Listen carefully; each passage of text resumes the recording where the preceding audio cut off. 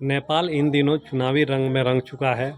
5 मार्च को वहाँ आम चुनाव है, जिसमें भाग लेने के लिए सभी पार्टियां अपने अपने उम्मीदवार अलग अलग हिस्सों में उतारे हैं। जोर शोर से चुनाव प्रचार चल रहा है। किसकी जीत होगी, किसकी हार होगी, यह 5 मार्च के बाद तय हो जाएगा।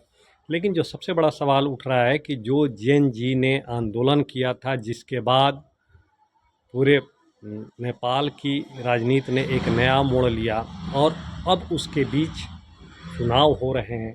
ऐसे में देखा जा रहा है कि जेन जी के जो लीडर हैं वह कहीं किसी एक पार्टी के बैनर तले नहीं दिख रहे। ऐसे में जेन जी के एक नेता के साथ मीडिया ने बातचीत की है।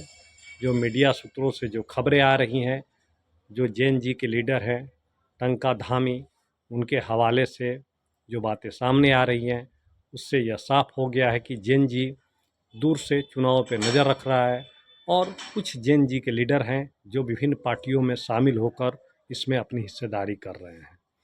टंका धामी का कहना है कि जो नेपाली कम्युनिस्ट पार्टी है उसमें ज़्यादातर जेन जी के लीडर शामिल हैं और वह चुनाव में भाग ले रहे हैं।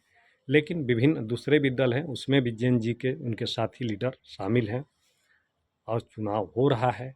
उनका कहना है कि जेन जी के आंदोलन के बाद जो नेपाल में राजनीति है वो एक नई करवट ली है।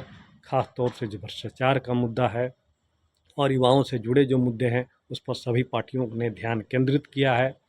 और निश्चित तौर पर जब नतीजे आएंगे तो आप देखेंगे कि यह एक बदलाव के साथ चीज़ें बन के आएंगी। उनका यह भी कहना है कि जो ख़ास तौर से जो कहा जाता है कि जेन जी, जो नेपाल की जेन जी वो भारत विरोधी है, तो उनका कहना था कि ये जो नकारात्मक सोच की एक धारा बनाई गई है ये गलत है। भारत से हम चाहते हैं कि वह हमारा सहयोग करे, हमारे विकास में भागीदार बने। हमारी भारत को लेकर कोई नकारात्मकता नहीं है दिल दिमाग में। हम चाहते हैं कि हमारा नेपाल आगे बढ़े, भ्रष्टाचार मुक्त हो और एक नए नज़रिए के साथ एक ऊंचाई प्राप्त करे और भारत जैसे देश का इसमें सहयोग मिले। दोस्तों, देखना है बालैंसा अभी मैदान में है।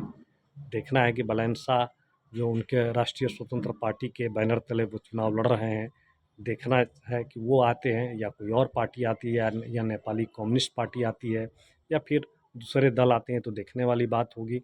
5 मार्च को सारी चीज़ें धीरे धीरे स्पष्ट हो जाएंगी। इसी तरह से दोस्तों, आप पूर्विया टुडे को देखते रहिए, लाइक कीजिए, सब्सक्राइब कीजिए ताकि हम आपको नई नई जानकारियाँ आपको देते रहें। दोस्तों नमस्कार, धन्यवाद।